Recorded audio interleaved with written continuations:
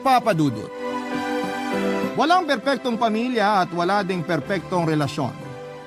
Ano pa man ang pagsubok na pagdadaanan ng bawat mag-asawa ay hindi nila dapat iniiwan ang isa't isa.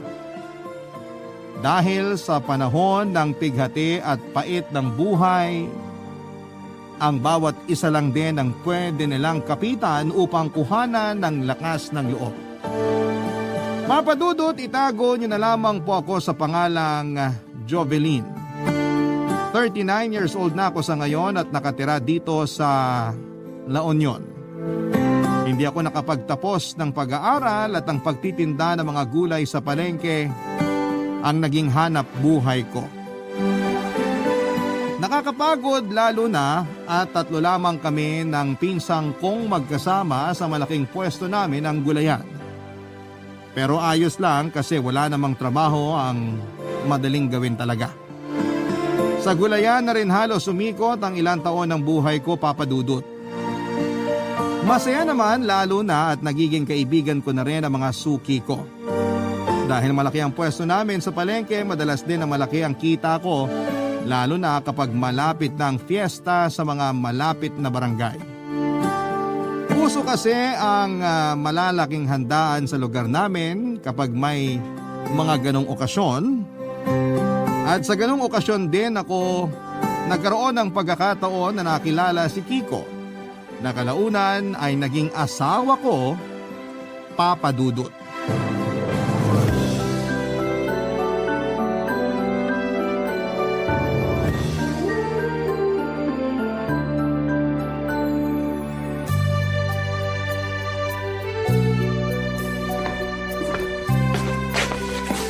Mahal, eto na yung kape at turon mo na niluto ko. Ayan, sakto mahal. Nagugutom na rin ako. Katatapos ko lang magwalis dito sa sala eh. Mabuti naman at natapos ka na rin sa pag-aayos at paglilinis mo dito sa sala ng bahay natin. Kanina ka pa kasi nag-aayos dito. Oo, nakakapagod.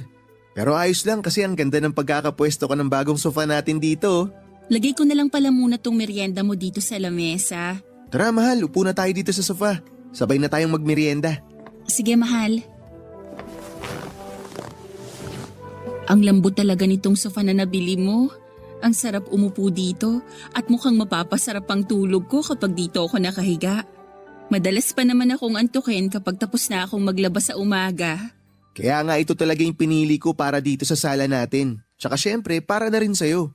Kasi gusto ko, presko yung pagpapahinga mo dito sa atin. Kahit napamahal ka sa pagbili ng sofa na to? Sakto lang naman yung presyo nito. Hindi ako napamahal sa pagbili ko.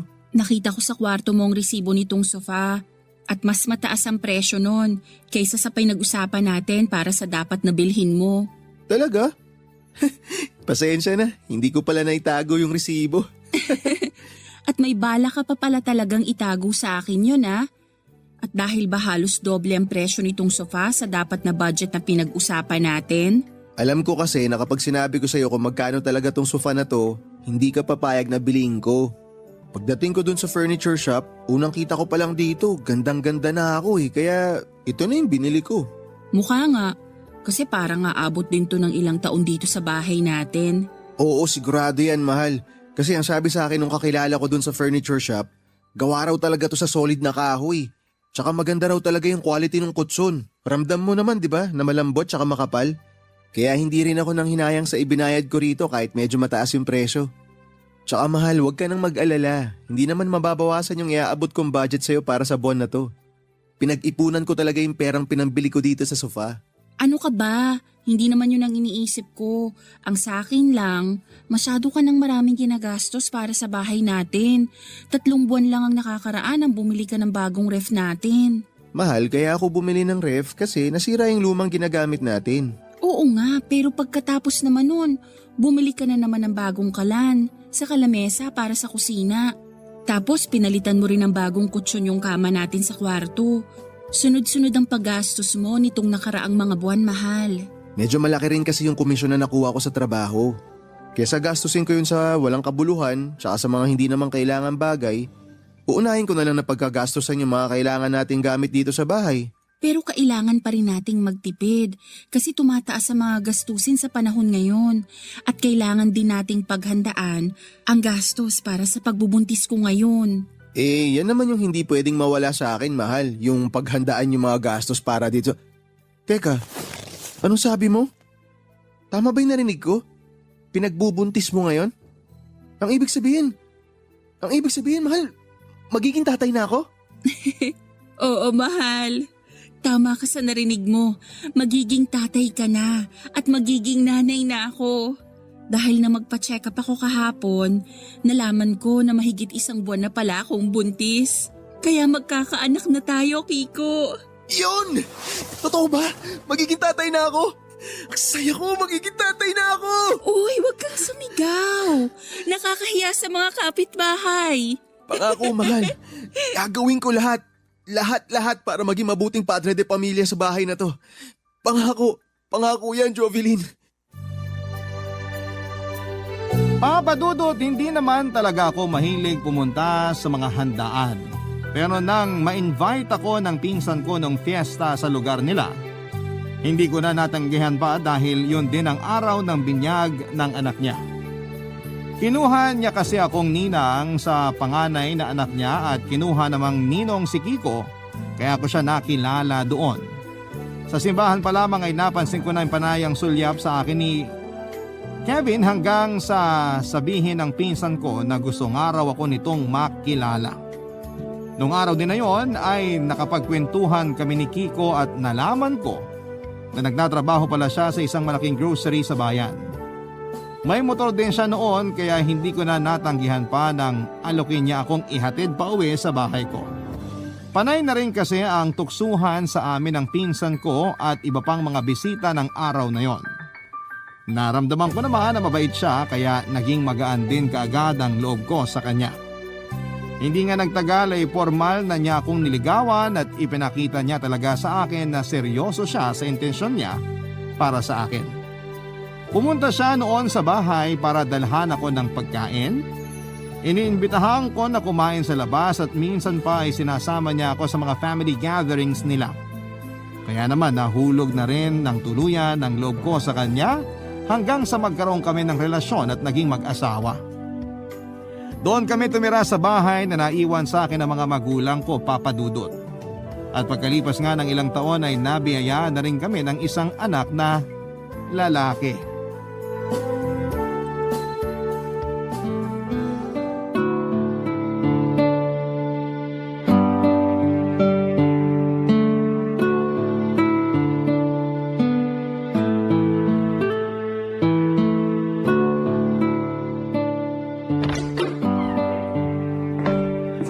Ay, grabe yung pawis ko ah. Hindi naman ganun kainit sa labas ngayon pero tagaktak oh. Ay nako, makaupo nga muna dito sa sofa. Uy, may merienda na pala dito sa lamesa. Sakto. Mahal, saan ka galing at pawis na pawis ka? Diyan lang sa labas, mahal. Etong face towel, magpunas ka muna ng pawis mo. Uy, salamat. Nasaan pala ang anak natin? Pinagtimpla ko kayo ng juice at pinagluto ng pansit para sa merienda. Nandyan lang siya sa labas, mahal. Pinagmamasdan yung bike niya. Alam mo ba, sa wakas marunong na siya magpaandar ng bike. Talaga? Mabuti naman kasi ilang araw mo na rin siyang tinuturuan. Akala ko nga aabot pa kami ng 1 linggo bago siya tuluyang matuto. Ikaw naman kasi, niregaluhan mo kaagad siya ng bike kahit hindi mo pa siya natuturuan kung paano gamitin yun. Pangako ko rin kasi kay Kaloy yun, mahal. Na kapag puro line of 9 yung grades niya ng second grading, reregaluhan ko siya ng bike. Tsaka matagal na niyang request sa atin yun, di ba? Oo, naaalala ko na yun ang request niya na regalo nung nakaraang birthday niya. Ang kaso, hindi natin agad na ibigay kasi na-short tayo sa budget nung ma-hospital siya dahil sa dengue. Pero ang pagkakaligtas niya sa dengue, regalo na sobrang pinapasalamat ko talaga sa Diyos noon. Pareho tayo, mahal. Kasi mula nung araw na yun, pinangako ko talaga sa sarili ko na gagawin ko lahat. Maibigay lang ang mga pangangailangan at hiling ng anak natin. Kaya pinag-ipunan ko rin talaga yung pinambili ko ng magandang klase ng bike na yun eh. Halos maiyak nga si Kaloy nang makita niya ang regalo mo sa kanya. At ilang araw na siyang madalas na nasa labas pagka-uwi niya dito sa bahay galing sa eskwelahan. Gusto niya na kasi talagang matuto na magbike. Nangako naman siya na hindi niya pababayaan ang pag-aaral niya, mahal. Alam ko yon kasi noon pa man, masipag nang mag-aral yung anak natin. Kaya hindi ako nag-aalala na baka bumaba ang grades niya nang dahil lang sa bike na niregalo mo sa kanya. Pero mahal, ang bilis ng panahon ano? Biglang change topic ah. Pero tama ka. Ang bilis nga ng panahon. Napansin mo rin pala? Oo naman, parang dati lang nagpupuyat tayo pareho sa pag-aalaga sa kanya nung baby pa lang siya. Ngayon, marunong na siyang magbike mag-isa. Ang totoo, mahal.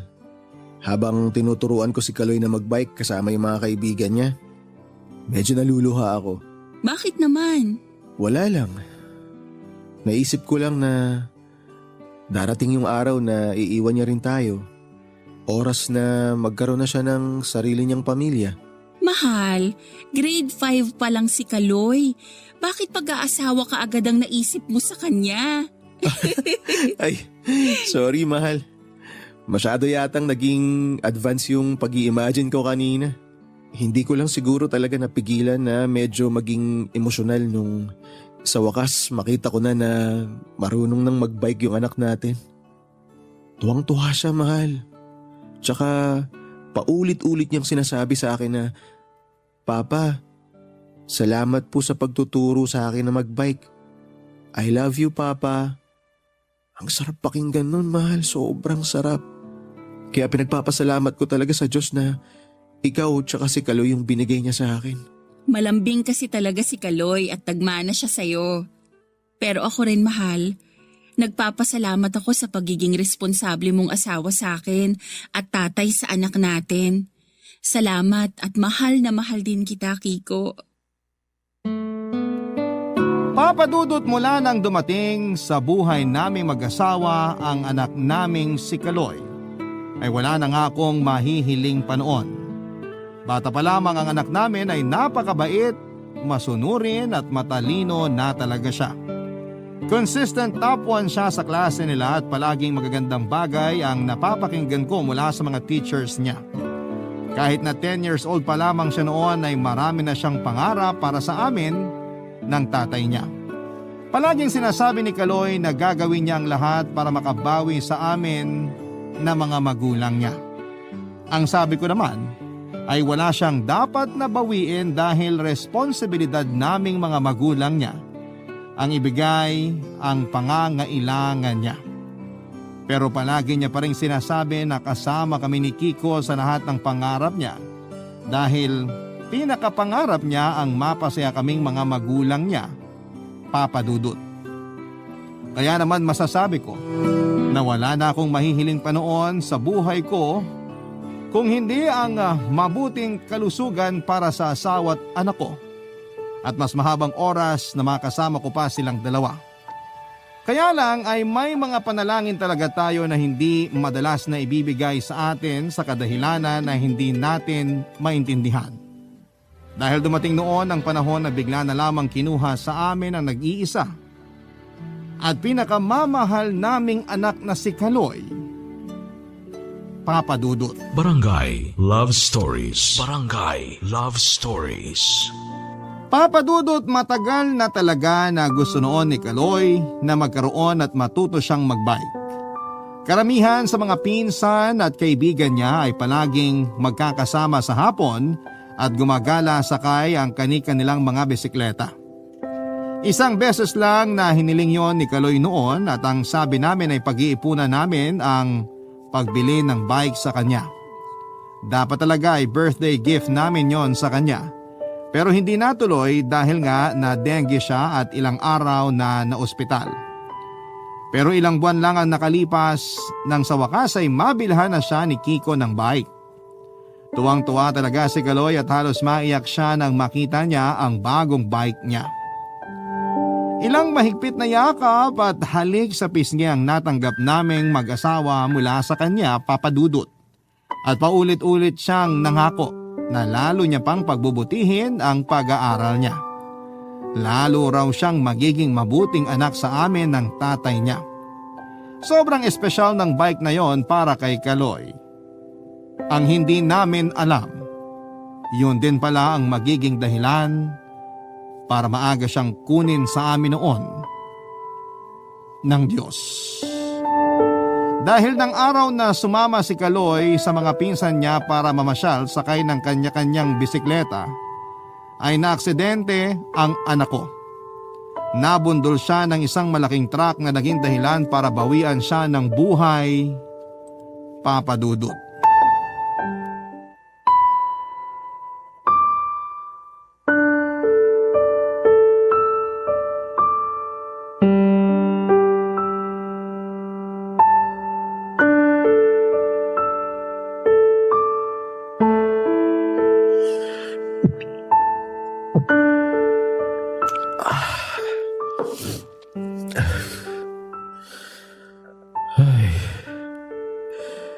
Dalawa na lang pala tong bote ng alak na may laman.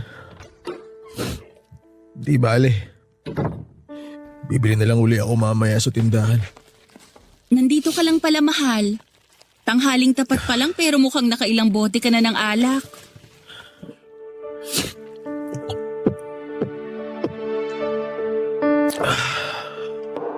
May dala akong kanin at ulam dito.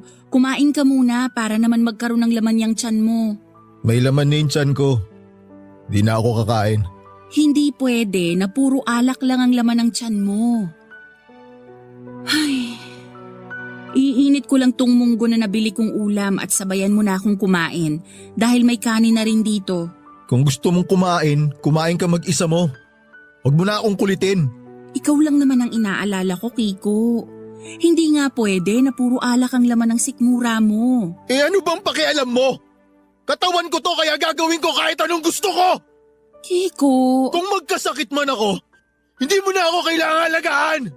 Hayaan mo na lang ako nakainin ang sakit ko. Hayaan mo nang lumala. Patapon na rin naman tong buhay ko eh. Huwag mong sabihin yan. Alam naman natin na yun ang totoo. Hindi, Kiko. Kahit kailan hindi naging patapon ang buhay mo. Patapon na yung buhay ko. Wala akong kwenta mula nung mawala yung anak natin. Mula nung mamatay siya ng dahil sa akin. Kiko, ilang beses ko bang sasabihin sa'yo na hindi mo kailangan nasisihin ang sarili mo? Wala kang kasalanan kung bakit namatay si Kaloy. Dahil aksidente yun. Walang may gusto sa nangyari sa kanya. Pero kung di ko siya binilihan ng bike, hindi siya ma-aksidente. Sana hindi ko na lang siya pinayagan na magbike sa malayo kasama ng mga kaibigan niya. Dapat sinamahan ko na lang siya eh. Dapat di ko na lang siya pinayagan na sumama sa mga yun para hindi siya aksidente. Kiko, tama na. Hindi na natin maibabalik pa ang nakaraan. Ayun na nga, Jovelyn! Hindi na natin maibabalik yung buhay ng anak ko nang dahil sa akin! Anak natin, Kiko. Huwag mo naman sanang kalimutan na hindi lang ikaw ang nawala ng anak dito. Nanay ako ni Kaloy. At hindi rin madali sa akin ang pagkawala niya. Pero alam mo kung ano yung mas masakit ngayon? Yung pakiramdam na parang hindi lang siya ang nawala sa buhay ko. Parang pati ang asawa ko nawala na sa akin. Hindi mo kasi naiintindihan eh. Naiintindihan kita, Kiko. Mahirap pero pilit kitang iniintindi. Tanggapin mo na lang kasi na wala na ang anak natin at kahit kailan, hindi na siya babalik sa atin. At please lang, huwag mo nang paulit-ulit na sisihin ang sarili mo dahil wala ka naman talagang kasalanan. Kasalanan ko! Kasalanan ko! Naiintindihan mo! Kasalanan ko! Kasalanan ko kung bakit namatay yung anak natin! At kahit ano sabihin mo, hindi mo maalis sa akin na sisihin yung sarili ko dahil ako naman talaga yung dahilan ng pagkamatay niya! Naging pabayaan ako, Ama! Nababayaan ko si Kaloy!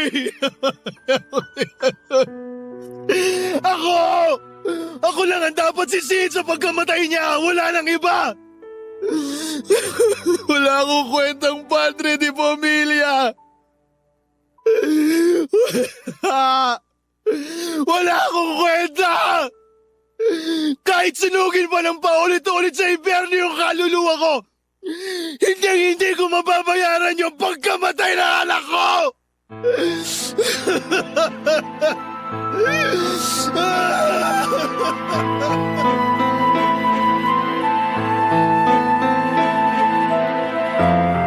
Papa Dudut, naalala ko pa noong araw na nawala sa amin si Kaloy. Medyo palalim na ang gabi noon at kakatapos ko lamang magluto ng ulam para sa hapunan namin. Nasa sala si Kiko at nanonood ng balita sa TV nang may kapitbahay kaming humahangos na pumunta sa bahay namin at sinasabi niya na naaksidente nga ang anak namin at kailangan namin puntahan kaagad. May mga sumunod pa siyang mga sinabi pero hindi ko na yon maalala pa. Kaagad na kaming pumunta ni Kiko sa lugar kung saan ay naaksidente si Kaloy. Papa Dudut, kahit nababalot ng malapot na dugo ang buong katawan ni Kaloy. Nang makita ko siya noong nakahandusay sa may gitna ng kalsada, nakilala ko kaagad ang anak ko. May barangay tanod na nasa tabi niya at sinabi na wala ng buhay ang anak ko. Kaagad kong nilapitan si Kaloy at niyakap kahit pinipigilan ako ng mga tao sa paligid ko. Paulit-ulit kong tinatawag ang pangalan niya at pinakikiusapan na imulat niya ang kanyang mga mata. Nagmakaawa ako na gumising siya kahit alam kong imposible na ng mga oras na yon. Papa Dudut, malaki ang nagbago sa asawa kong si Kiko mula nang mamatay ang anak namin. Palagi niyang sinisisi ang sarili niya dahil sa kanya raw nagpaalam si Kaloy ng araw na yon na magbabay kasama ng mga kaibigan nito. Kung hindi niya raw pinayagan ang anak namin ay hindi ito maaaksidente. At kahit pa nga nakulong ang truck driver na naging dahilan ng pagkamatay ni Kaloy, tuluyan pa rin nilamon ng matinding galit at kalungkutan ng asawa ko na naging dahilan para iwan niya ako. Ilang beses akong nakiusap na huwag niya akong iwanan pero umalis din siya sa bahay namin. Araw-araw ako naghihintay sa pagbabalik niya pero mahigit 1 taon na ang lumipas. Walang Kiko ang bumalik sa bahay namin. At doon ko na nga nakilala si Joey, ang bagong lalaki na hindi ko inaasahang darating sa buhay ko, Papa Dudut.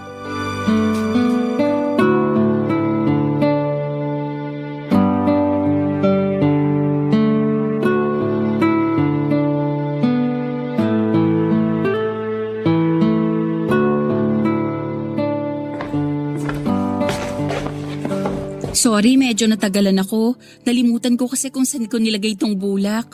Ayos lang. Uupo na ako dito sa tabi mo para magamot ko na yung sugat sa braso mo, Joey. Sige. Medyo malaki pala ang sugat mo dito, no? Oo, yan ang pinakamalaki kasi halos gasgas na lang yung nasa may binti at kaliwang braso ko. Eto lang talaga yung napagasgas ng madiin sa semento nang itulak ako ng malakas nung lasing na nambastos sa'yo. Ay, mabuti na lang talaga at hindi mukha mo ang nasubsob sa semento kanina. Mabuti na lang talaga kung hindi, mababawasan pa tong kapugian ko. Aray! Naku, sorry. Napadiin yata masyado tong bulak ko na may alcohol dito sa sugat mo. Masakit ba? Hindi naman masyado pero medyo mabigat pala yung kamay mo, Jovelyn. Ngayon ko lang nalaman. Oo, lalo na kapag bigla na lang humahangin dito sa loob ng bahay. Bumibigat na lang bigla tong kamay ko. Uy, hindi ako mahangin ha. Nagbibiro lang naman ako sa sinabi ko na pogi ako. Alam ko naman yon. Heto naman no, masyadong maramdamin. O ayan, tapos ko nang linisin yung sugat mo. Sana hindi masyadong mamagayan kahit medyo malaki talaga. Kung mamagaman yan, alam ko naman nagagaling din kaagad. Tsaka huwag kang mag-alala, malayo yan sa bituka. Kaya hindi ako mamamatay ng dahil sa sugat na yan. Baka nga mauna pang mamatay sa akin yung lasing na nakaaway ko kanina eh. Uy, grabe ka. Palagi kasing may kaaway yun, di ba? Oo, madalas ko nababalitaan na may kaaway talaga yung dito sa lugar natin. Kita mo na? Kaya mauuna pang mamatay sa akin yun. Lalo na kapag nakahanap siya ng katapat niya. Pero salamat sa paggamot mo dito sa sugat ko, Jovelyn ha. Ano ka ba? Ako nga ang dapat na magpasalamat sa'yo kasi pinagtanggol mo ko dun sa lasing kanina. Kaya salamat Joey ha. Kahit naman siguro sino, gagawin yung ginawa ko kanina. Hindi nila hahayaan na hawakan ka sa braso mo ng isang lasing na hindi mo naman talaga kilala. Bakit kasi inaabot ka ng gabi sa daan? May pinuntahan lang ako na dati kong kaklase. Napasarap ang kwentuhan namin. Kaya hindi ko na malaya ng oras. Kaya ayun, inabot na ako ng gabi. Lalaki ba yung tinutukoy mo na dati mong kaklase? Babae yun na kumari ko dahil inaanak ko ang panganay niyang anak. Bakit mo naman naitanong kung lalaki bang pinuntahan ko kanina? Wala lang, na-curious lang ako. Kasi di ba, medyo matagal na rin kayong hiwalay ng asawa mo. Paano mo nalaman? Sorry naikwento lang nung isang kapitbahay nyo na madalas magpagawa sa talyer namin ng sasakyan niya. Ayos lang. Pero parang gano'n na nga kasi mahigit 1 taon na rin mula nang umalis siya dito sa bahay namin. Hindi na kayo nag-uusap ulit mula nung umalis siya? Hindi na. Sinubukan ko siyang hanapin pero ang sabi ng kapatid niya, hayaan ko na lang daw munang lumayo sa akin si Kiko. Kasi tuwing makikita raw ako ni Kiko, wala siyang ibang naaalala kundi yung pagkamatay ng anak namin. Ay, grabe nga eh. Sa tinagal-tagal ng pagsasama namin bilang mag-asawa noon, hindi ko maisip kung bakit yun ang naaalala niya sa akin. Wala na ba talaga akong magandang alaala na naibigay sa kanya? Hindi niya ba kayang balikan yung masasayang araw ng pagsasama namin? Hindi lang naman siyang nasaktan mula nang mawala ang anak namin. Ako rin. Dahil pareho kaming nawala ng anak. Sorry, hindi na ako dapat nagtanong pa ng tungkol sa kanya. Ayos lang. Tinanggap ko na rin naman na umalis na talaga siya sa buhay ko. Alam mo, mabuti pa Joey, dito ka na maghapunan. Nako, hindi na. Maaabala pa kita. Hindi ka abala sa akin. Pasasalamat ko na rin to para sa pagtulong mo sa akin kanina. Huwag kang mag-alala, mabilis lang ako magluto kaya dito ka na lang muna sa sala. Papa Dudut, mula nang magbago ang asawa kong si Kiko at nilamon siya ng matinding kalungkutan. Ginawa ko po ang lahat para maiparamdam sa kanya na may asawa din siya na nawala ng anak. Pinaramdam ko sa kanya ang pagmamahal ko at pag-aalaga pero parang kulang pa rin dahil iniwan pa rin niya ako. Nung una ay hinahanap ko pa siya sa mga kamag-anak niya na kilala ko pero walang makapagturo kung nasaan siya. Nakausap ko ang kapatid niya at sinabi nito na ayaw raw akong makita ni Kiko. Hanggang sa makatanggap ako ng text mula sa kanya at sinabi niya na huwag ko na siyang hanapin pa.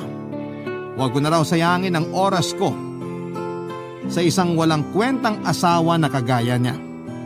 Sinubukan ko pa siyang tawagan pero hindi ko na rin talaga siya na-contact pa. 1 taon nga po ang lumipas at nakilala ko si Joey na nagtatrabaho sa talyer na malapit sa palengke. Naging suki ko siya sa mga paninda kong gulay at madalas na may maikli kaming kwentuhan kapag nandun siya sa may tindahan ko. At nang minsang makita niya ako na sinigawan ng isang lalaki na nadaanan ko sa may lugar namin at hinawakan ng braso ko, ay hindi niya napigilan ang sarili niya na makipagtalo dito hanggang sa magkasakitan nga sila. Naawat lang sila nang may dumating na barangay tanod sa lugar na yon at dahil may pasa sa mukha at mga sugat si Joey noon, ay niyaya ko na siya sa bahay ko para gamutin ang mga sugat niya. Ang araw na yon ang naging daan para lalo kaming mapalapit sa isa't isa. Papa Dudut. Barangay Love Stories. Barangay Love Stories. Papa Dudut, sa paglipas ng panahon ay mas naging malapit pa kami ni Joey sa isa't isa. Madalas niya akong pinupuntahan sa palengke hindi para bumili ng tinda na gulay kung hindi para magdala ng pagkain para sa akin. Nakakatuwa kasi masaya siyang kausap at kasama dahil mahilig siyang magbitaw ng mga jokes. Jokes na kadalasan ay corny pero natatawa pa rin ako. At sa tuwing kasama ko si Joey ay gumagaan ang pakiramdam ko. Nawawala ang lungkot na dala ng pagkawala ng anak ko at pag-iwan sa akin ng asawa ko. Hindi nga nagtagal, Papa Dudut, ay naging boyfriend ko na rin si Joey. Nung una ay ayoko talaga na ipaalam yon sa kahit na sino kasi nga ay kasal pa rin ako kay Kiko. Ayos lang naman kay Joey at sinabi niyang naiintindihan niya ako. Irerespeto niya raw ang gusto kong mangyari sa relasyon naming dalawa. Sobrang bait talaga ni Joey at wala siyang ibang ginawa kung hindi ang pagbigyan ng mga kahilingan ko. Kahit na alam ko na minsan ay nahihirapan at nasasaktan siya.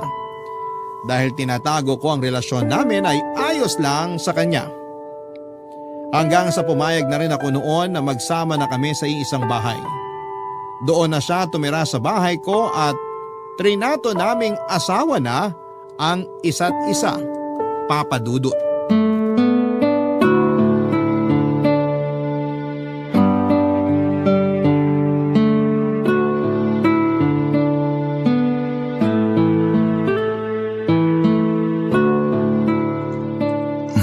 Jovelyn, medyo gagabihin pala ako ng uwi mamaya.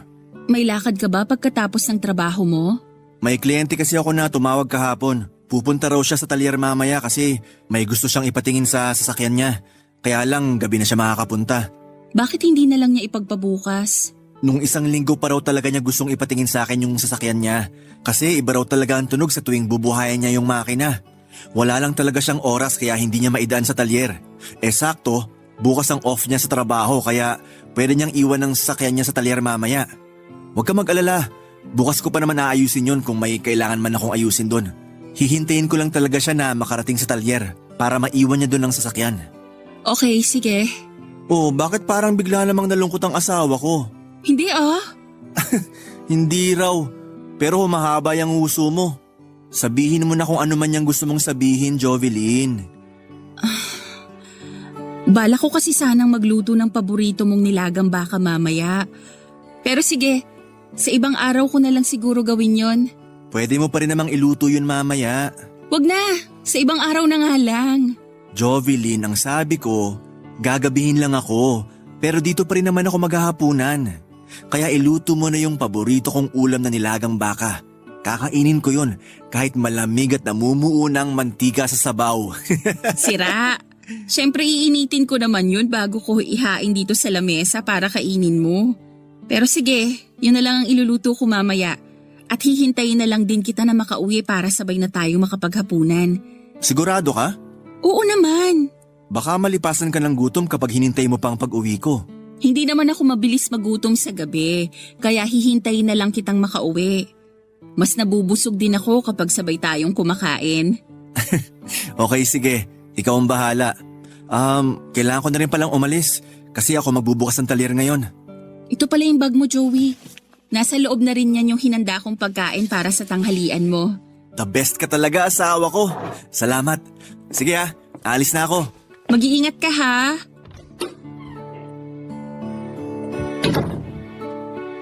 Maglalaba muna ako siguro bago mamalengke. Kasi medyo maaga pa naman. Unahin ko na lang din munang ligpitin itong mga pinagkainan namin ni Joey. Mukhang may nakalimutan na naman ang asawa ko. Kapag buksan na nga siya ng pinto, kasi baka nalock niya yon bago siya lumabas kanina. Ano na namang nakalimutan mo at... Kiko? Jovelyn, kumusta ka na? Anong masamang hangin ang biglang nagpadala sa'yo papunta rito sa bahay ko? Gusto sana kitang makausap. Wala na tayong dapat na pag-usapan. Jovelyn, sorry. Alam ko na malaki yung naging kasalanan ko sa'yo. At hindi yun mababawi ng isang sorry mo lang. Nagkamali ako nung iwan kita noon pero pinagsisisihan ko na lahat ngayon yun. At ngayon pa? Ngayon mo pa talaga naisip yan? Pagkatapos ng mahigit 2 taon mula nang iwan mo ko? Kaya nga ako bumalik dito eh. Kasi gusto ko makabawi sa'yo. Wala nang dahilan para gawin mo yan, Kiko. At wala na ring dahilan para mag-usap pa tayo kaya umalis ka na. Jovelyn, pakiusap naman. Pakinggan mo muna yung mga sasabihin. Umalis ka na, Kiko! Ayoko nang makita ka pa ulit! At mas lalong ayoko nang makausap ka, kaya huwag ka nang babalik pa dito sa pamamahay ko! Papa Dudut, hindi naging madali ang umpisa ng relasyon namin ni Joey dahil uso sa lugar namin ng mga tsismosang walang ibang magawa kung hindi ang pag-usapan ng buhay ng ibang tao. Kaya nga noong bago pa lamang ang relasyon namin ay madalas kong marinig na usap-usapan sa palengke ang pangalan ko. Isa raw akong babaeng may kalaguyo at si Joey yon dahil kasal pa raw kami ni Kiko. Alam ko naman na may asawa pa rin ako pero sa papel na lamang yon dahil mahigit 1 taon na kaming hindi nag-uusap at nagkikita ni Kiko. Para sa akin, Papa Dudut, ay sapat ng panahon yon para magsimula akong umusad para sa sarili ko. At ng mga oras na yon ay sigurado na rin ako na si Joey na ang bagong mahal ko. Pero aaminin ko na mula nang muli kaming magkita ni Kiko ay nagsimula akong maguluhan. Noon lang kasi kami ulit nagkita at may bahagi ng sarili ko ang namis talaga ang dati kong asawa. Mas lalo akong naguluhan nang sabihin niya na gusto niyang makipagbalikan sa akin. Sa totoo lang ay matagal kong ipinagdasal na sana mangyari yon na muli siyang bumalik at makipag-ayos sa akin. Matagal kong hinihiling na sana'y maging maayos ulit ang relasyon namin bilang mag-asawa. Pero noon yon, nung hindi ko pa nakilala si Joey. Pero may gusto akong siguraduhin sa sarili ko kaya pagkalipas ng ilang araw, nakipagkita at nakipag-usap din ako sa dati kong asawa, Papa Dudut.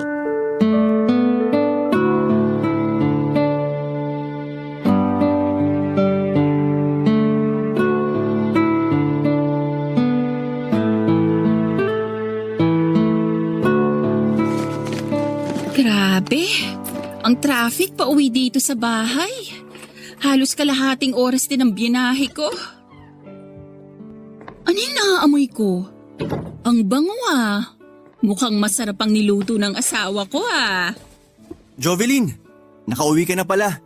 Sakto kasi naghahain na rin ako dito sa lamesa para sa hapunan natin. Dapat nga medyo kanina pa ako. Na-traffic lang ako sa bayan kasi may prosesyon ngayon doon. Ay oo, fiesta kasi ngayon doon, kaya marami rin talagang tao. Nawala nga yan sa isip ko. Kung alam ko lang, hindi na sana ako umalis ng bahay. Ayos lang yan. Ang mahalaga nakauwi ka ng safe dito sa bahay.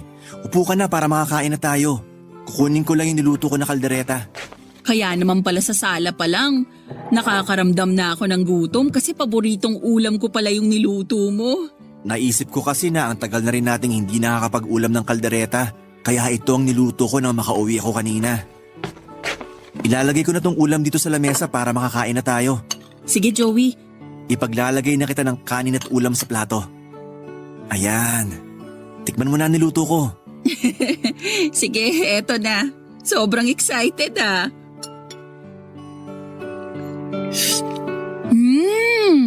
Masarap ah. Malambot yung karne. At sakto lang din ang timpla ng sarsa mo dito sa kaldereta. Mukhang masisira na naman ang diet ko nito. Ayos lang yan. Eto, lalagyan pa kita ng kanin at ulam. Eto na rin ang baso ng juice na tinimpla ko kanina. Grabe na ang pag-aasikaso na ginagawa mo sa akin ngayon, Joey. Ganun talaga. Kasi minsan ko lang magawa to sa'yo, Jovelyn.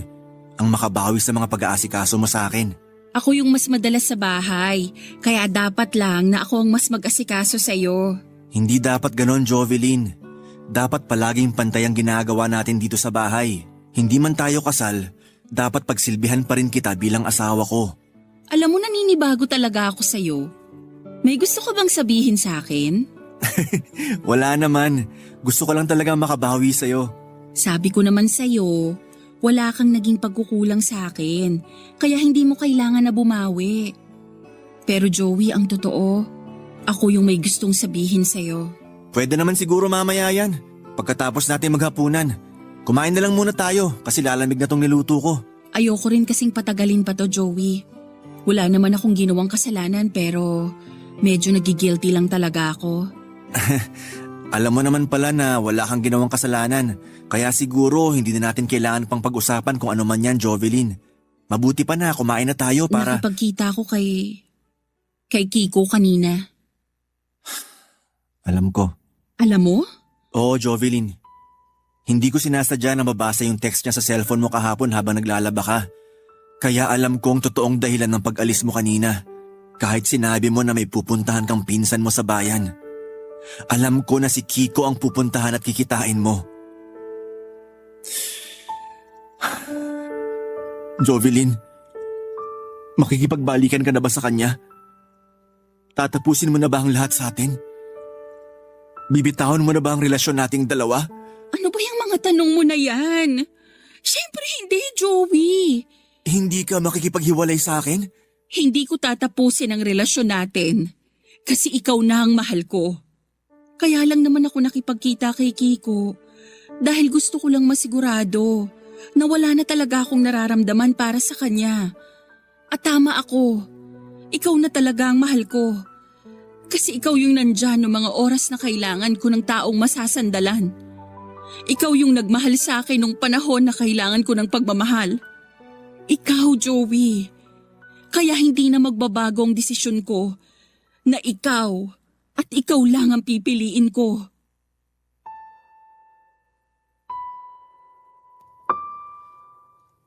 Papa Dudut, wala na talaga akong plano na makipagkita dapat kay Kiko noon.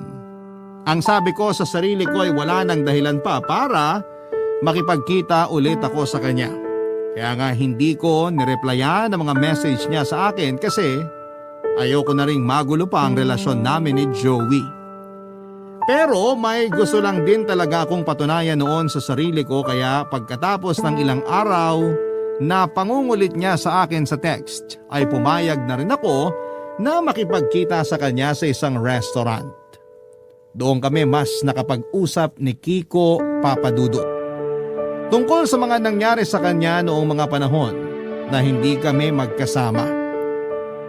Sinabi niya na malaki ang naging pagsisisi niya sa lahat ng hindi magandang pakikitungo niya sa akin. Pero mas nagsisisi raw siya noong iwanan niya ako ng panahon na kailangan namin ang isa't isa. Hinanap lang daw niya ang sarili niya at inamin niya na nagkaroon siya ng ibang babae. Pero sa huli, na-realize niya na ako pa rin ang mahal niya. Kaya siya bumalik dahil gusto na niyang ayusin ang relasyon naming dalawa. Alam niya ang tungkol kay Joey at umaasa siya noon na siya ang pipiliin ko. Tahimik lang akong nakinig sa mga sinabi niya habang patuloy kong pinapakiramdaman ang sarili ko. At nang hawakan niya ang kamay ko kasunod ng muling paghingi ng tawad sa akin, ngumiti ako sa kanya kasunod ng pagbawi ng kamay ko. Nang mga oras na yon, Papa Dudut, ay malinaw na sa akin ang lahat. Malinaw na kung ano ang nararamdaman ko. Wala nang kami na dapat balikan o ayusin. At yung sinabi ko kay Kiko, hiniling ko na palayain na niya ako dahil may ibang minamahal na ang puso ko. Papa Dudut, sinabi ko ang lahat ng yon kay Joey nang gabing aminin ko sa kanya na muli kaming nagkita ni Kiko. Nagulat pa ako na alam na pala niya ang tungkol doon at naghihintay na lang din siya na makipaghiwalay ako sa kanya. Akala niya tatapusin ko na ang lahat sa aming dalawa, kaya pala naging mas sweet siya sa akin noon dahil natatakot siya na iwanan ko siya. Natatakot siya na hindi ko siya piliin. Pero paano ko hindi pipiliin ang lalaking naging sandalan ko ng mga panahon na naghahanap ako ng pagmamahal? Paano ko hindi pipiliin ang lalaking walang ibang ginawa kung hindi ang mahalin ako? Kaya naman sa huli, wala akong ibang gustong makasama kung hindi si Joey lamang, Papa Dudut. Ngayon ay may isa na kaming anak ni Joey at masaya ang aming pagsasama, Papa Dudut.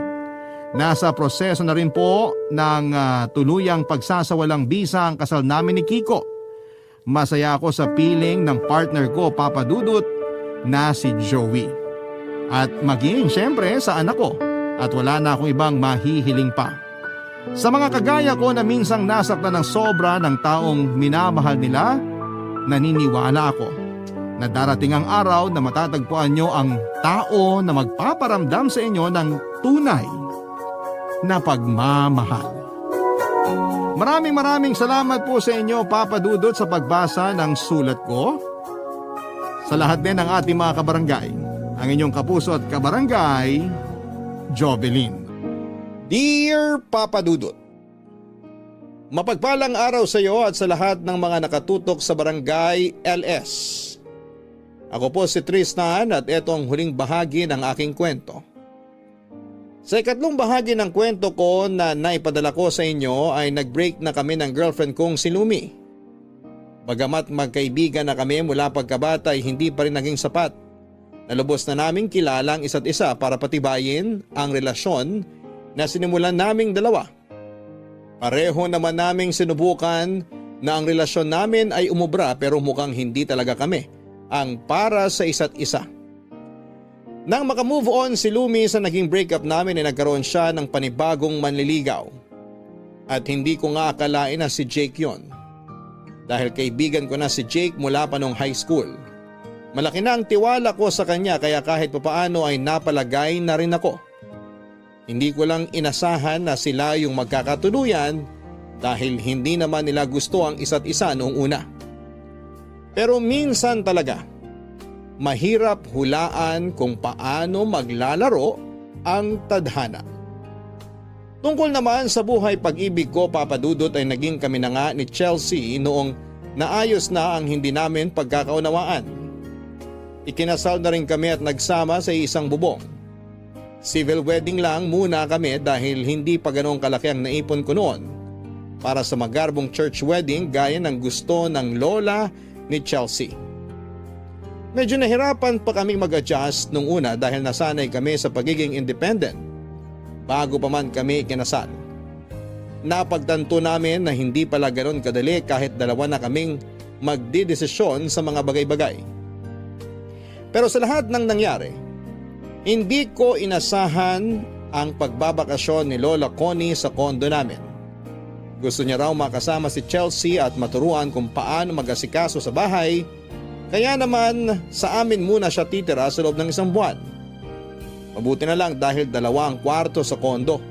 Para sa magiging anak daw kasi namin yung isa pero habang wala pa kaming anak, ay ginawa na lang muna namin guest room yon. Doon nagsimula ang pakikialam ni Lola Connie sa mga desisyon namin. Mula sa ayos ng bahay, sa pagluluto ng pagkain, at higit sa lahat ay ang pagkakaroon ng anak. Suportado niya ang desisyon ni Chelsea na hindi na muna kami magkaanak noong time na yon. May tamang panahon daw para doon kaya hindi ko kailangang i-pressure ang asawa ko. Hindi naman naging problema yon sa akin dahil napag-usapan na namin yon ni Chelsea bago pa man ang kasal. Pero hindi ko lang noon maintindihan ay kung bakit parang hindi pa rin ako gusto ni Lola Connie para sa apo niya.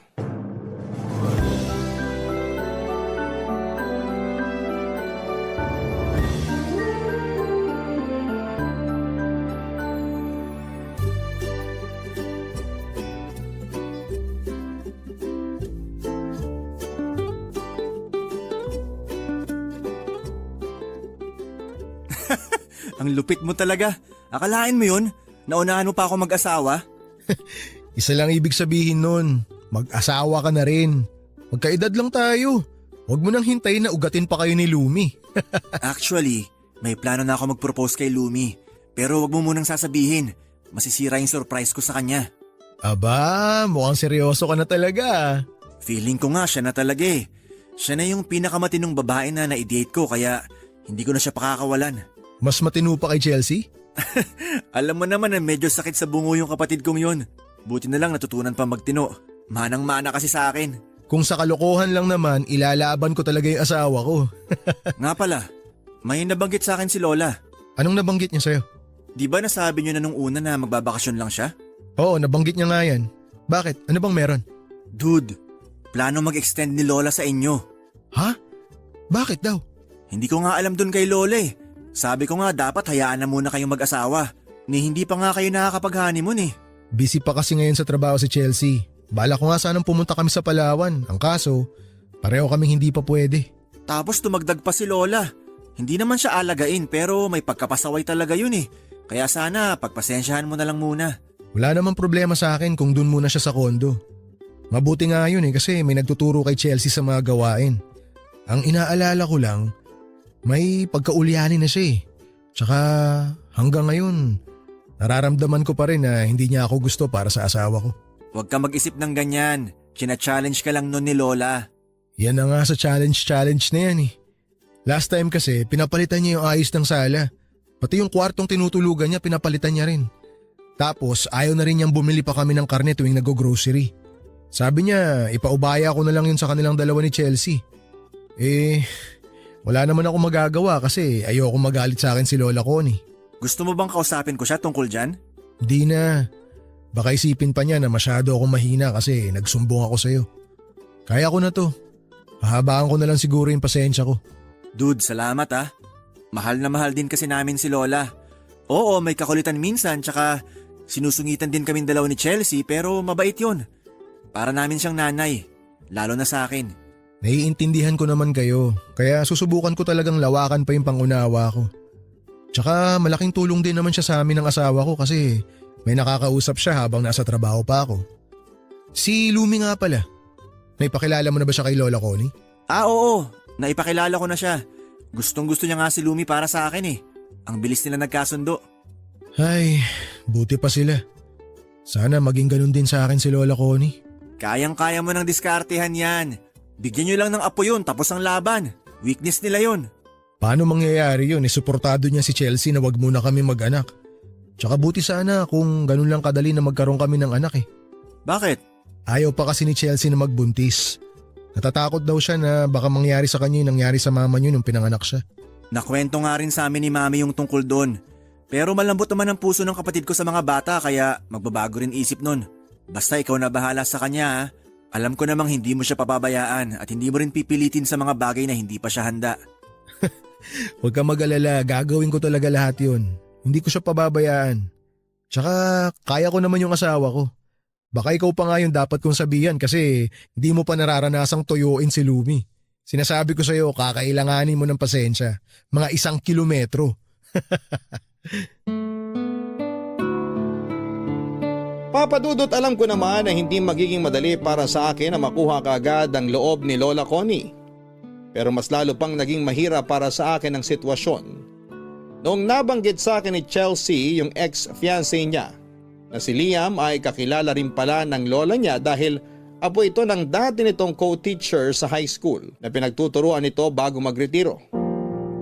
Alam ni Lola Connie na nagkaroon sila ng relasyon noong nasa States pa si Chelsea pero hindi niya sinabi na engaged na sila bago maghiwalay. Kahit na hindi naman sabihin ng asawa ko ay batid ko naman na mas gusto ng kanyang lola si Liam kesa sa akin. Pero wala akong sinabi noon. Hindi ko naman kasi iniisip na magiging threat sa pagsasama namin ang ex-fiancé niya dahil malinaw naman sa akin na wala na siyang nararamdaman para sa lalaking yon. Hindi na rin sila nag-uusap kahit sa social media lang. Ang naging problema ko lang noon ay masyado akong nakampante dahil alam ko naman na nasa States si Liam. Maganda raw ang trabaho nito roon kaya imposibleng umuwi pa ito sa Pilipinas. Pareho kasi sila ni Chelsea na elementary pa lamang ay nag-migrate na sa US kasama ng mga magulang. Pero nagulat na lamang ako nang sabihin sa akin ni Chelsea na umuwi raw si Liam ng Pilipinas para magbakasyon ng ilang buwan.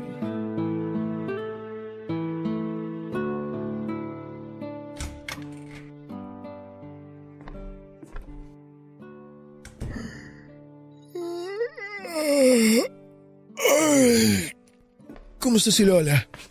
Nakainom na ba siya ng para sa maintenance niya? Yup. Tired? Oo, lagi naman baby. Pero syempre, nababawasan yung pagod ko kapag nakikita kita. Really? Look at me then.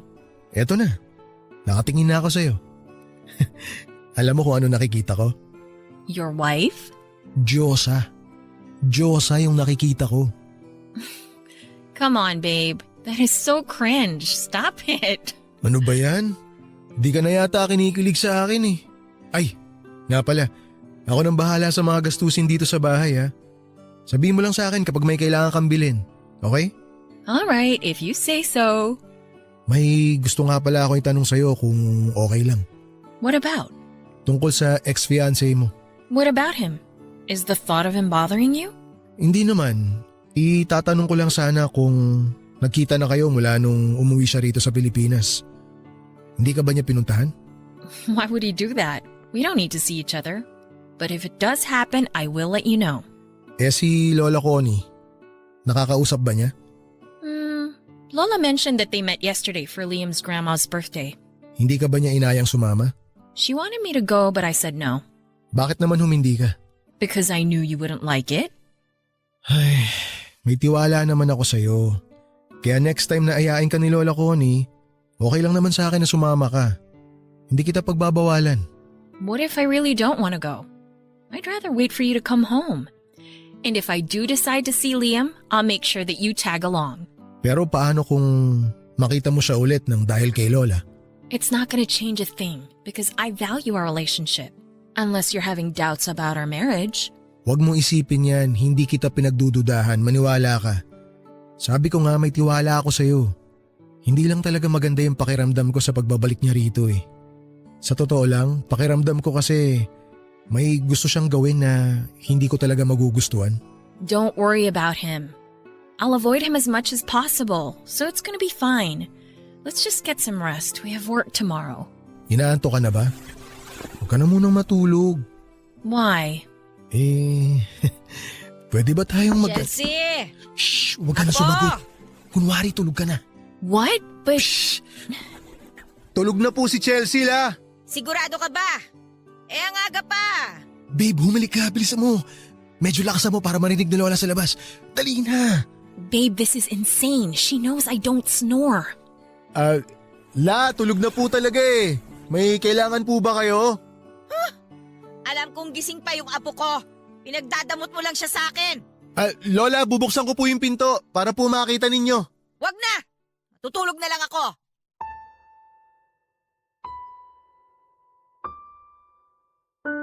Papadudot, hindi lang isang beses nangyari ang ganong eksena tuwing gabi. Minsan ay pinapalipat niya si Chelsea sa kwartong tinutulugan niya para magkatabi silang matulog.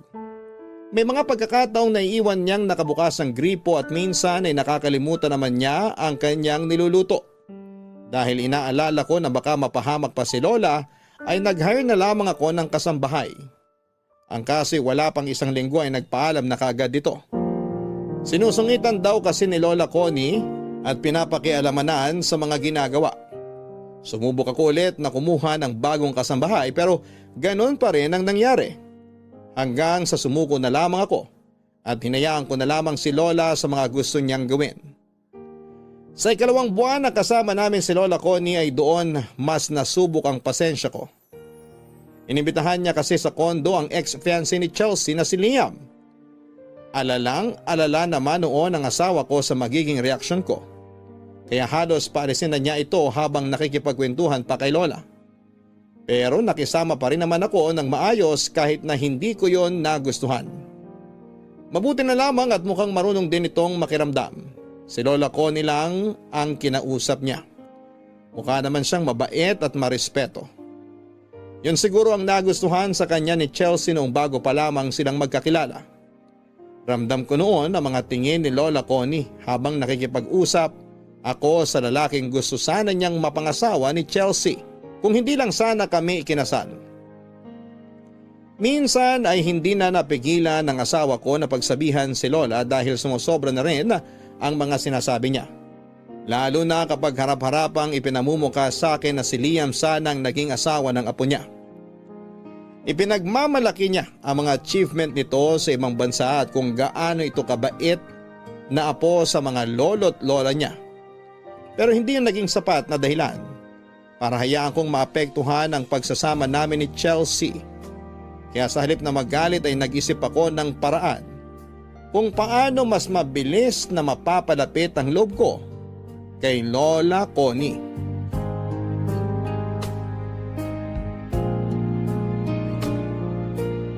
Papadudot na sundan pa yung isang beses na pag-imbita ni Lola Connie kay Liam. Sa pagkakataong yun ay mas matagal itong nagstay sa bahay dahil nagpatulong pa si Lola sa pag-aayos sa mga halamang iniregalo niya sa amin. At kung ano-ano pa na kailangang ayusin. Hindi ko na raw kasi nagagawa ang mga yon dahil sa trabaho ko. Aaminin ko na medyo nainsulto ako sa ginawa ni Lola. Ni minsan naman kasi ay hindi siya nagpatulong sa akin. Nag-uusap lang naman kami kapag nagkakasabay-sabay kaming kumain. Pero pagkatapos noon ay hindi na ulit kami nagkikibuan. Doon ko na naisipang kausapin si Chelsea Papadudot.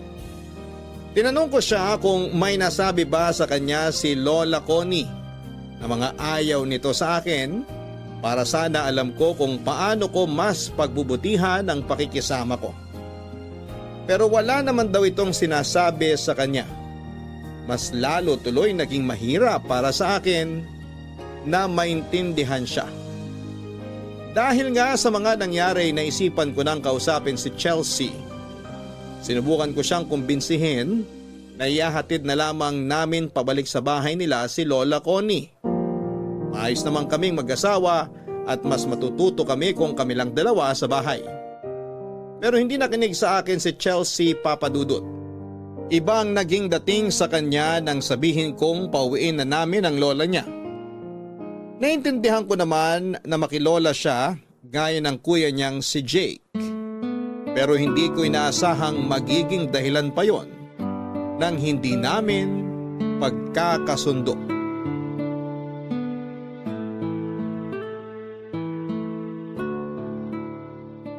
Babe, sorry kung nagalit ako kanina. Hindi ko lang talaga nagustuhan yung ginawa ni Lola eh.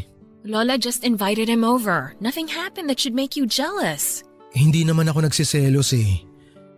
Ayoko lang na pumupunta siya rito. Are you worried that I'll start having second thoughts about our marriage if Liam and I become close again? There's no reason to be jealous, okay? We'll talk and that's it. Just talk. We're not even friends.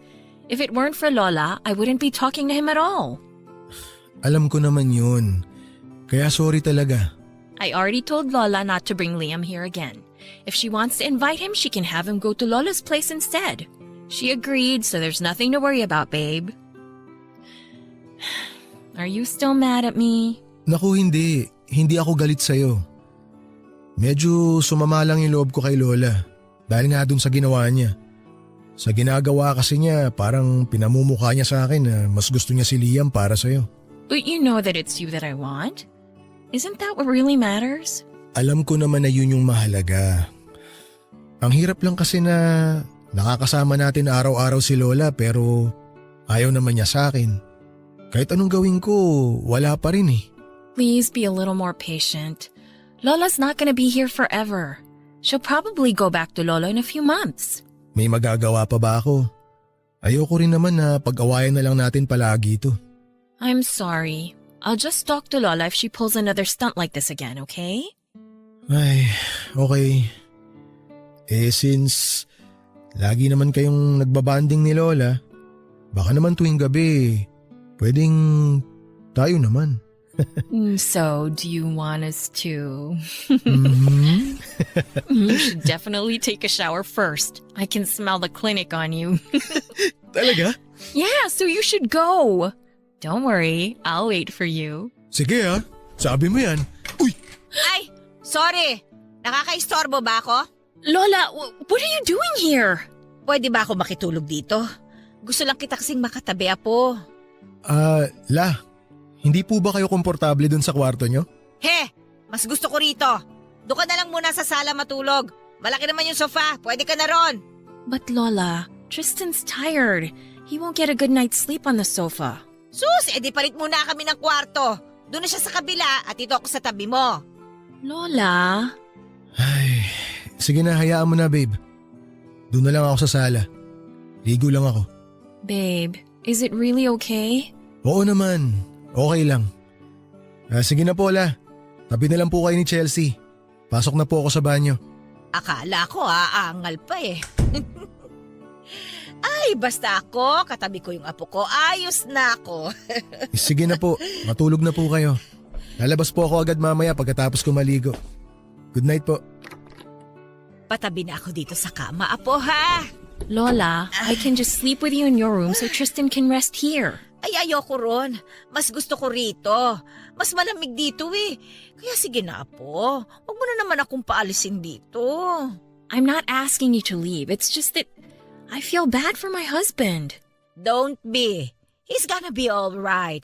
He's a grown man. He should be fine.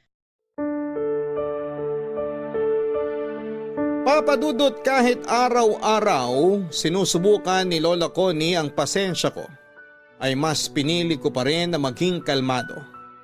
Hindi ko siya sinasagot-sagot o binabastos kahit may mga pagkakataong napipiko na ako sa kanya. Hindi ko na nga po noon alam kung paano ko pa magagawang maging kalmado tuwing sinasadya niyang galitin ako. Basta ang alam ko na lamang noong time na yon ay ayokong masira ang pagsasama namin ni Chelsea. Simula nang dumating sa bahay si Lola Connie ay nawala na rin kami ng pagkakataon ng asawa ko na magkaroon ng oras na para sa aming dalawa lang dahil lagi na silang magkasama.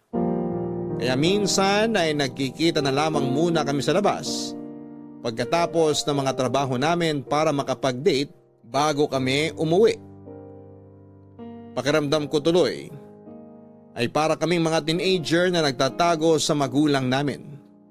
Natatawa na lamang kaming dalawa tuwing umuwi kami ng 10 oras ng gabi at pinuputak din ni Lola Connie ng sermon. Pero papadudot, kung meron akong nakakainis at makaubos pasensyang moment kay Lola Connie, meron din namang pangyayari na nagiging masaya ito sa hindi sinasadyang pagkakataon. May time kasi noon na naglalakad sa park si Lola at natagalan din siya roon bago bumalik sa kondo. Gusto ko nga sana siyang samahan pero palagi niyang sinasabi na kayang-kaya pa niyang umuwi ng mag-isa. Ang kaso, ganito ang nangyari pagbalik niya.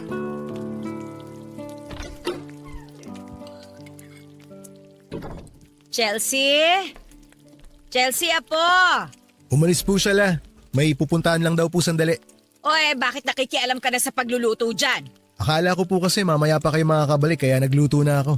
Kung makapwesto ka dyan sa kusina, kala mo naman marunong ka talaga magluto. Ano yan? Longganisa tocino? Ha, puro frozen products na lang bang ipapakain mo sa apo ko? Si Lola naman, nakalimot agad. Di po ba ganito talaga yung madalas nating niluluto para sa almusal? Hindi mo ba ako nakikita? Nakikita po. Di naman pala eh. Hindi ako kumakain yung niluluto mo. Huwag po kayo mag-alala. Nagluto na rin po ako ng para sa inyo. Ikaw na lang ang kumain yan. Ako na lang ang magluluto ng pagkain ko. Wala ka namang pakialam sa akin eh. Si Chelsea lang talaga yung nagmamalasakit sa akin dito. Lola naman, wag po kayo mag-isip ng ganyan. Ngayon na lang po kasi ako ulit nagluto ng almusal. Tsaka ipinagluto ko naman po kayo ng ulam ninyo eh. Kahit na. Hindi ko gusto na nakikialam ka sa kusina. Alam mo, naglinis ka na lang sana ng maraming ngipin. Total, mukhang doon ka lang naman talaga magaling. Ay, Lola, please naman po. Sinusubukan ko naman po na gawin lahat para maging mabuting asawa sa apo nyo eh. Sinusubukan? Huh, yan lang ba ang kaya mo? Hina naman ang diskarte mong lalaki ka. Tingnan mo nga oh. Pati mga ginamit mo sa pagluluto, hindi mo man lang maiayos. Aayusin ko naman po lahat ng kalat pagkatapos ko, Lola. Nagluluto pa po kasi ako. Ay nako, umalis ka na dyan. Ako na lang ang magluluto ng pagkain namin ng apo ko. Sa'yo na yung longganisa at tosinong niluto mo. Teka, parang may naaamoy akong... Ang baho naman! Parang malansang ewan! Hanapin mo nga kung saan ang gagaling yon. Hindi mo kasi inaayos yung pagkilos mo dito sa kusina kaya namamaho na. Lola, alam ko na po kung ano yung naaamoy nyo. Hoy, alam mo na naman pala eh. Bakit nakatayo ka lang dyan? Kunin mo na, titapon mo na sa labas. Baka po magalit kayo eh. Ano? At bakit naman ako magagalit? Eh sinabi ko na lang ilabas mo. yung sapatos nyo po, Lola, na nakatapak po kayo ng jackpot. Ano? Ay, sus Mariosep. Kaya aga-aga naman itong kamalasang ito, oh. Lola, bubuhatin ko na po ba kayo palabas? Ba't siraulo ka? Nagbibiro lang po ako. Huwag mo nga ako mabiro-biro ng ganyan, ha? Sorry na po, La. Ano pang tinatayo-tayo mo dyan? Tulungan mo ako dito! What's going on here? Oh, what's that smell? Nakatapak kasi ako ng dumi ng aso dun sa labas kanina eh. Hindi ko naman napansin. Ayan tuloy, nadala ko pa hanggang dito. I bet you thought it was my husband who smelled. Oo na. Malay ko ba naman na aabutan ako ng malas dun sa labas. Pinaglololo ko pa ako nitong asawa mo. Ano pang tinatayo-tayo mo dyan, Tristan? Kumuha ka na ng map! Lola, don't be so harsh. You could have said it nicely. It's not his fault that you stepped on dog poop. Pasensya ka na ha. Uminit lang talaga ang ulo ng lola mo eh. Here, let me help you wash that off.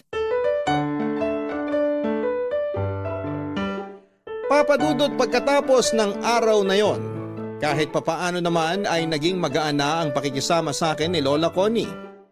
Hindi na siya masyadong nagsusungit at hindi na rin masyadong nakikialam, maliban na lang sa pagkain. Health conscious kasi sila ni Lolo. Hindi na nakapagtataka yon dahil kahit pareho na silang 78 years old ay malakas pa sila. Pero kahit nabawasan na ang pakikialam niya sa amin ng asawa ko, may isang bagay naman na hindi talaga nagbago. Hindi na nga muli pang inimbitahan ni Lola Connie sa bahay namin si Liam. Pero nag-set up naman siya ng lunch date para sa kanila nila Chelsea. Hindi naman yon inilihim sa akin ng asawa ko dahil may usapan kami na hindi kami maglilihim sa isa't isa. Ang hindi ko naman maintindihan noon ay kung bakit hindi marunong mag-set ng boundaries si Liam dahil sunod na lang ito ng sunod sa gustong mangyari ni Lola Connie. Kahit na alam niyang makakasira lamang yon sa pagsasama namin ng asawa ko. Muli kami nagkatampuhan ni Lola Connie, Papa Dudut, at nangyari pa yon kung kailan malapit na ang birthday ni Chelsea. Ayaw na sana niyang mag-prepare pa kami ng bonggang selebrasyon. Pero nagpumilit ako dahil minsan lang naman yon mangyari sa isang taon. Isa pa yun din ang unang beses na magbe-birthday siya sa Pilipinas mula nang umalis sila. Ako sana ang magiging punong abala para sa birthday party pero tinamaan naman ako ng trangkaso. Magpapatulong na lang sana ako kay Jake pero inunahan na ito ni Lola Connie. At gaya ng inaasahan ko, bukod sa imbitado ay pinatulong din niya si Liam para sa selebrasyon. Hindi lang po yun ang nangyari. Noong araw na yon ay narinig ko mismo kay Liam na hindi pa rin nawawala ang feelings nito para kay Chelsea.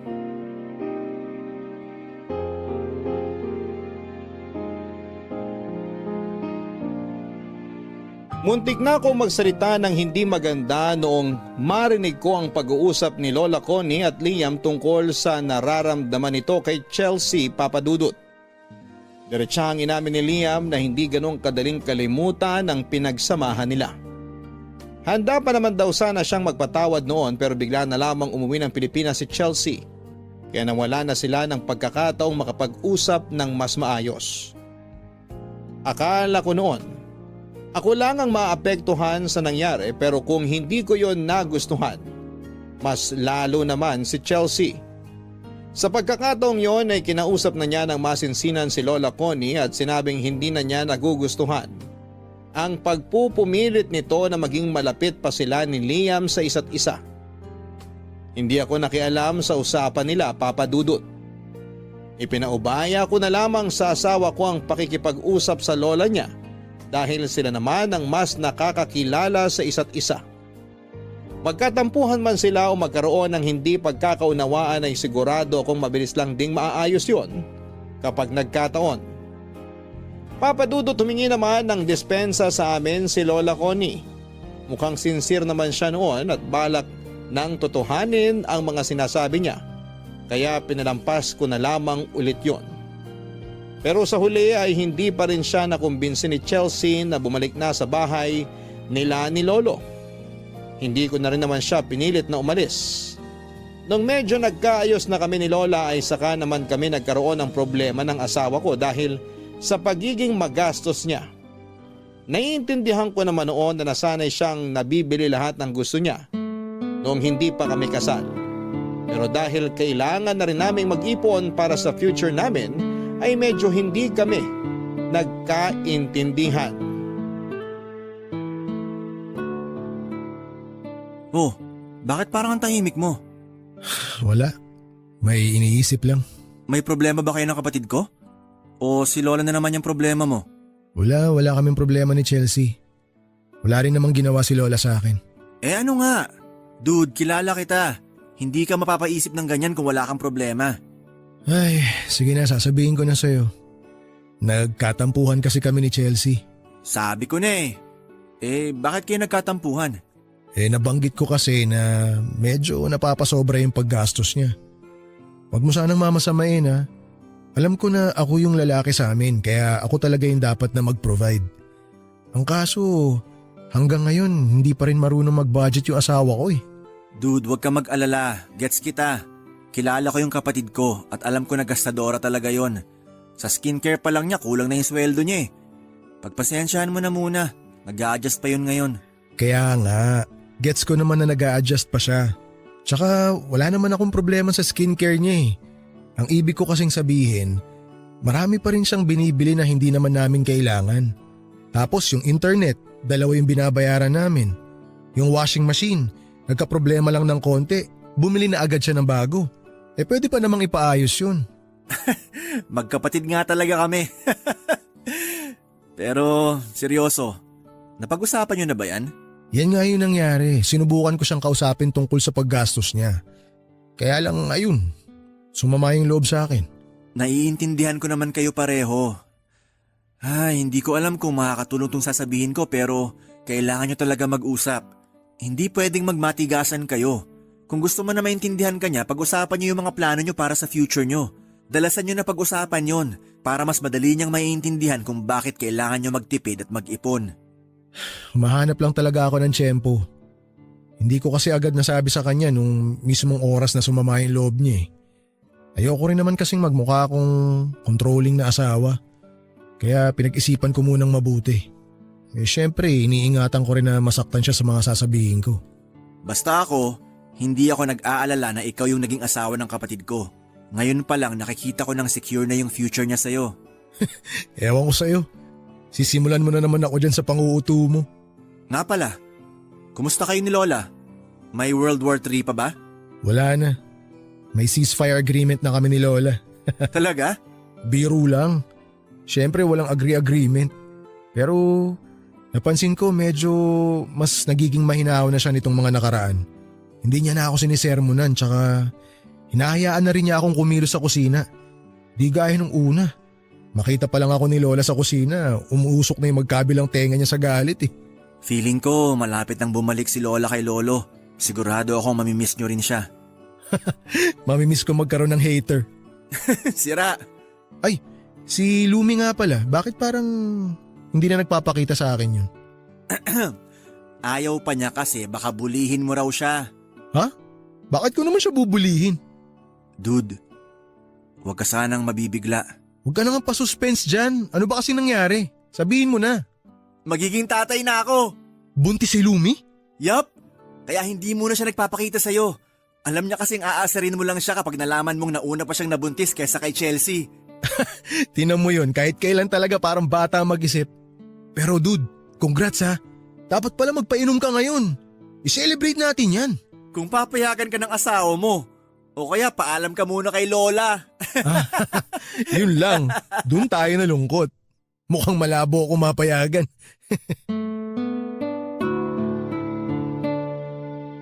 Papadudot, hindi ko noon inaasahan na mauuna pang mabuntis si Lumi kaysa kay Chelsea. Pero kahit na hindi yon kaagad ipinalam sa akin ng kaibigan ko, ay masaya pa rin ako para sa kanilang dalawa ni Jake. Aaminin ko na sumagi rin sa isipan ko noon na posibleng sabay pa kami ni Jake na magiging tatay kung pumayag na lang si Chelsea na bumuo na kami ng pamilya. Pero pinanindigan ko rin yung sinabi ko noon na hindi ko siya ipe-pressure. Nabanggit din sa akin ni Jake noong nagkakwentuhan kami na kinausap pala niya si Lola Connie. Sinubukan niyang kumbinsihin ito na doon naman sa bahay niya magbakasyon para makasama niya rin si Lumi. Pero hindi ito pumayag, Papa Dudut. Kahit ganoon ang nangyari ay napansin ko naman na unti-unti nang nagbabago ang pakikitungo ni Lola sa akin. Nirerespeto na niya ang oras naming mag-asawa, hindi kagaya nung una. Hindi na siya nakikitulog sa kwarto namin at hindi na rin nangungulit kay Chelsea tuwing gabi. Kaya naman sa mga sumunod na araw ay naisip kong hayaan na lamang si Lola Connie kung hanggang kailan niya gustong manatili sa kondo. Sa tingin ko naman kasi noon ay wala na siyang gagawin pa para magkaroon ulit kami ni Chelsea ng hindi pagkakaunawaan. Nagkaayos na rin kasi kami noon matapos naming mag-usap. Sa kabila ng pagbabago ng pakikitungo sa akin ni Lola Connie, medyo napaisip din ako noon kung bakit bigla na lamang nagbago ang isip niya. Nang kausapin ko naman si Chelsea tungkol doon ay wala rin siyang naisagot sa akin. Ang sabi niya lang ay baka gusto na rin ni Lola na makipag-ayos sa akin. Total ay magdadalawang buwan na itong nakatira sa amin. Si Liam naman ay hindi na rin nagparamdam pa ulit kay Chelsea. Bala ko pa lang sana siyang kausapin noon pero nalaman ko sa asawa ko na pabalik na ito sa States. Nagkausap daw sila bago ito nagbook ng flight. Inamin ni Liam na si Chelsea naman talaga ang dahilan ng pagbabalik niya. Pero wala rin siyang balak na magstay ng matagal sa Pilipinas dahil nasa States ang kanyang trabaho. Dahil doon ay unti-unti na akong nakahinga ng maluwag, Papa Dudut.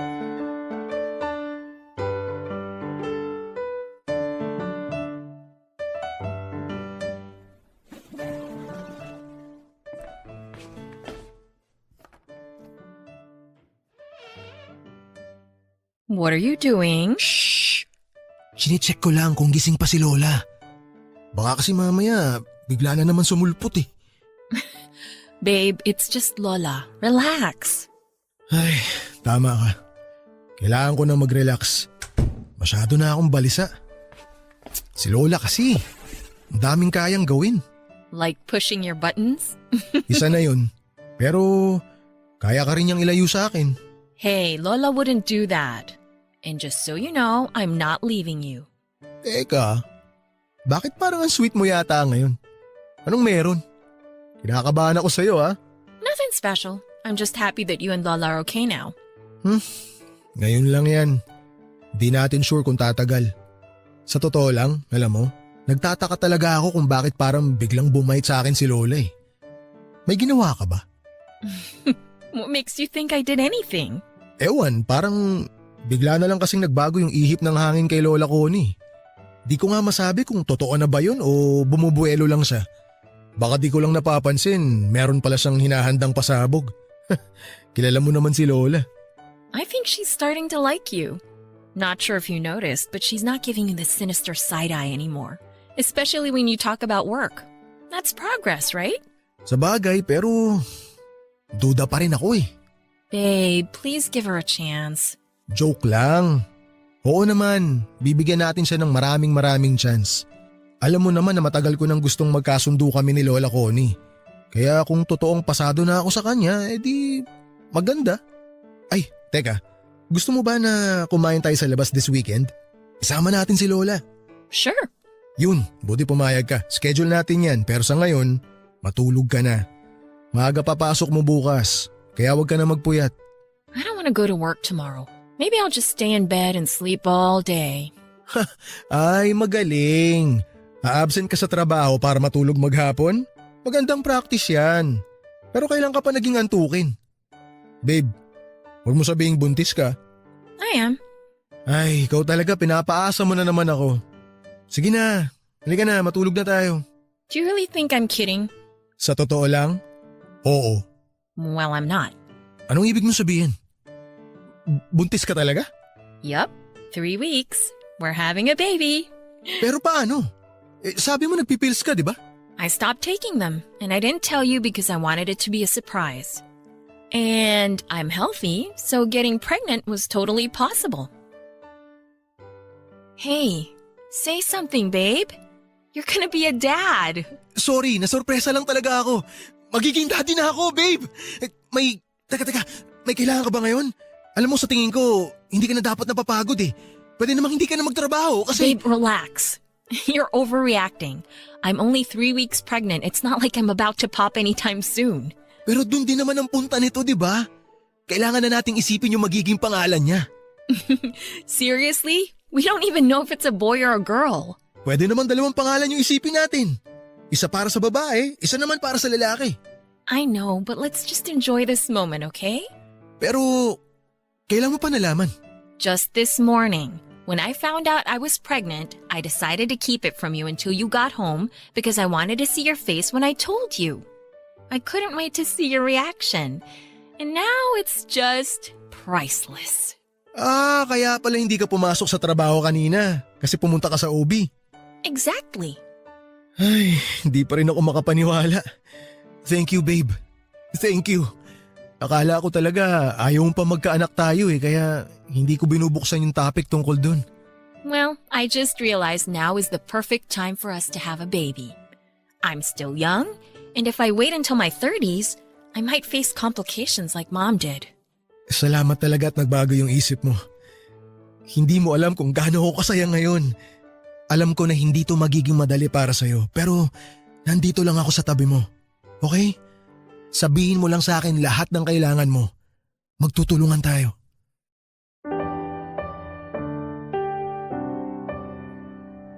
Papadudot, halos hindi pa rin ako makapaniwala noong sinabi sa akin ni Chelsea na magkakaanak na kami. Hindi talaga sumagi sa isip ko na mangyayari kaagad yon dahil alam ko naman na ayaw pa talaga niyang magbuntis. Ina-expect ko na baka sa susunod na mga taon pa niya maisip na bumuo kami ng sarili naming pamilya. Kaya hindi ko may paliwanag yung sayang nararamdaman ko nang sabihin niya sa akin yon. Lalo na nung ipakita niya sa akin ang resulta ng pregnancy test niya. Pakiramdam ko noon ay nagkaroon na ng purpose ang lahat ng ginagawa ko. Mas ginanahan akong magtrabaho. Naisip ko pa nga noon na magsimula pa rin ng maliit na negosyo para mas madaling makaipon para sa future ng magiging anak namin. Papadudot kong nagulat ako sa pagbubuntis ni Chelsea, nagtaka naman ako nung hindi man lang nasurpresa si Lola Connie nang sabihin namin sa kanya ang tungkol doon. Pero kahit wala siyang sinabi, alam ko na masaya siya para sa amin. Siguro yon ang nagpalambot ng puso niya. Ang magkaroon ng apo sa hindi inaasahang pagkakataon. Hindi niya pinabayaan si Chelsea. Nakita ko kung paano niya asikasuhin ang asawa ko. Parang anak na ang turing niya sa kanyang mga apo. Kaya gano'n na lang siyang mag-alaga. Pero dahil first time ko pa lamang na magiging tatay, marami din kaming pinagdaanan na hindi ko inaasahang mangyayari pala sa akin, Papadudot. Papadudot, akala ko ay magiging madali lang ang pagbubuntis ni Chelsea. Marami pala talagang pagbabago kapag madadagdagan na kayo at magiging isa ng pamilya. Noong first trimester ay naging madalas ang pagiging mainitin ng ulo niya. Lalo na tuwing umaga yung tiyempong pareho kaming papasok sa trabaho. Hatid sundo ko siya. Pero kapag naiinis siya sa akin ay mas pinipili na lamang niyang mag-commute. Naging sensitive na rin siya pagdating sa mga pagkain at kung ano-anong amoy. Kaya naman naging maingat na lamang ako noon. Ayos lang naman sa akin ang lahat ng yon, Papadudot. Ang mahalaga lang sa akin ay healthy siya at ang magiging anak namin. Tinanong ko siya kung kaya pa niyang magtrabaho dahil pwede ko naman siyang patigilin muna. Pero hindi siya pumayag. Maiinip lang daw siya at may stress ng sobra kapag wala siyang ginagawa. Madalas din siyang nagiging emosyonal, lalo na kapag napag-uusapan ang mga magulang nila dahil naiisip niya na baka mangyari din sa kanyang hirap na naranasan ng kanyang ina noong ipinagbubuntis siya nito. Mabuti na lang at kasama pa rin namin si Lola Connie na siyang kumausap sa asawa ko. Si Lola kasi ang mas nakakaalam kung paano i-handle ang ganong sitwasyon. Kaya malaki ang pasasalamat ko sa kanya, Papadudot.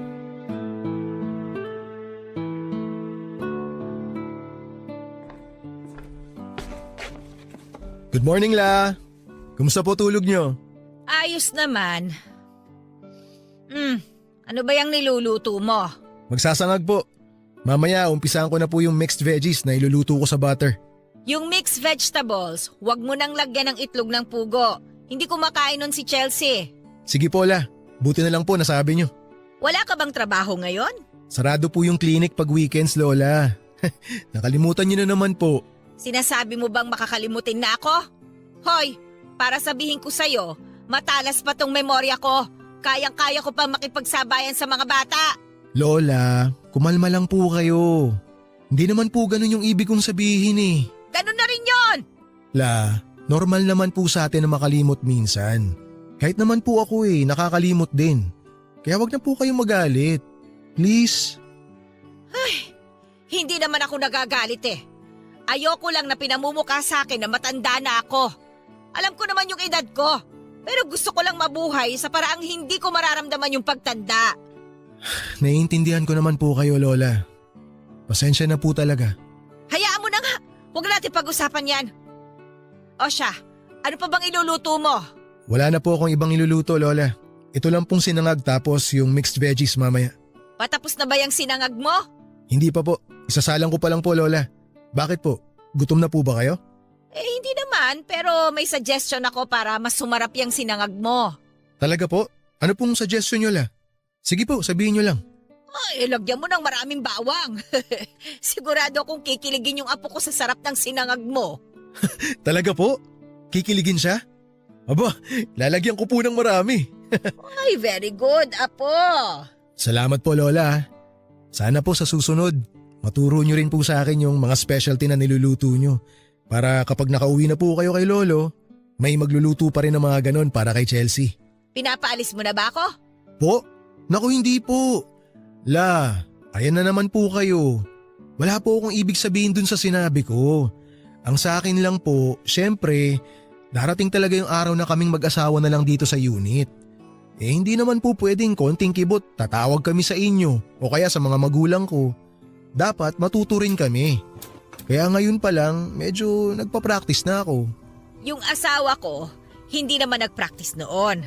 Iba lang talaga kayong mga bata sa ngayon. Masyado nyo ginagawa komplikado yung mga bagay na simple lang namang gawin. Oh, good morning. Good morning, babe. Buti gising ka na. Sakto, nagluluto pala ako ng breakfast. What's that smell? It's not... Gosh, I'm gonna throw up. Teka, ayaw mo ba ng sinangag? My goodness, Tristan, take it away. Ha? Pero akala ko mas masasarapan kapag maraming bawang. Just take it away, will you? Lola! Oh, bakit? Ikaw naman ang nagluto niyan, hindi ba? Pero Lola, sabi niyo po... Yan ang napapala ng mga uto-uto. Lola naman eh. Aawain na naman po ako nitong asawa ko niyan. Dapat lang yan sa'yo. Now, will you please leave and throw that out? Babe, teka, si Lola yung... I said go! Oo, eto na. Sige na, ilalabas na. Papadudot, hindi naman ako napipikon sa mga ganong biro ni Lola dahil nasanay na rin ako sa kanya. Ang kaso, maghapon akong hindi nakauwi noong araw na yon dahil mainit ang ulo ng asawa ko sa akin. Nakabawi naman ako sa kanya sa ibang paraan pero hindi ko lang talaga akalain na magiging ganon siya kasensitibo sa amoy ng pagkain. At alam ni Lola na ayaw yun ni Chelsea. Kaya nung sumunod na araw ay natuto na ako. Bago ako magluto ay nagsisearch na muna ako ng mga pagkain o ingredients na nagtitrigger sa mga buntis.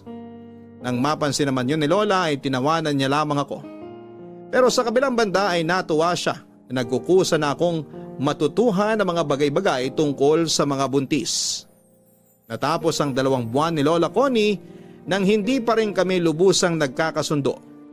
Hindi na siya nag-extend pa ulit ng pananatili sa amin at nagpasundo na siya kay Jake para umuwi kay Lolo. Nung 1 linggo nang wala sa kondo si Lola Connie ay saka ko lang napagtanto na parang may kulang doon kapag wala siya. Sa lahat ng ginagawa ko ay lagi kong naaalala ang mga sermon ni Lola, lalo na ang pagpuna niya sa mga kapalpakan ko sa kusina. Saka ko lang napagtanto na ganon lang pala talaga ang love language niya. Nang makauwi raw kasi siya ay naikwento sa akin ni Jake na ipinagmamalaki ako ni Lola Connie sa kanila. Dahil doon ay parang nakalimutan ko lahat ng hindi namin pagkakaunawaan. Lalo na yung tungkol kay Liam. Aminado naman daw siya na hindi niya ako gusto para kay Chelsea nung una. Pero sa maikling panahon na nagkasama kami ay napagtanto niya na hindi naman daw pala nagkamali ang apo niya sa pagpili ng mapapangasawa. Pakiramdam ko tuloy noon ay tunay na apo na ako ni Lola Connie.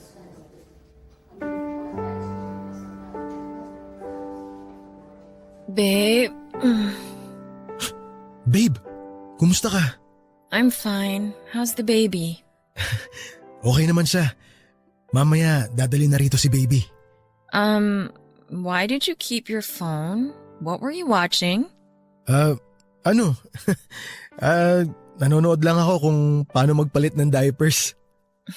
Seriously? Sorry na. Hindi ko kasi talaga alam kung paano eh. Tsaka gusto ko sana paglabas nyo, ako muna mag-aasikaso kay baby habang hindi ka pa pwede. Aw, I am so proud of you. Mas proud ako sa'yo, babe. Kasi kinaya mo. Kaya thank you. Kasi dumating ka sa buhay ko. Ibinigay mo sa akin yung pangarap ko na magkaroon ng sarili kong pamilya. You deserve this, and I'm just so happy that we're finally a family. Napakaswerte ko talaga sa'yo, babe. Hulog ka ng langit sa akin. Pakis nga ako sa asawa ko. Mahal na mahal ko kayo ng anak natin. Siya nga pala, babe. Nagpapalinis ako ngayon ng kondo habang nandito pa kayo.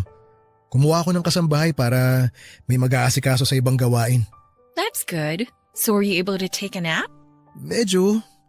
Nakaidlip naman ako ng konti kanina habang nakaupo dito. Okay, good. So you got to rest a little bit. Speaking of pahinga, kapag nakauwi na tayo, gusto ko magpahinga ka lang muna. Sounds good. Thank you, babe.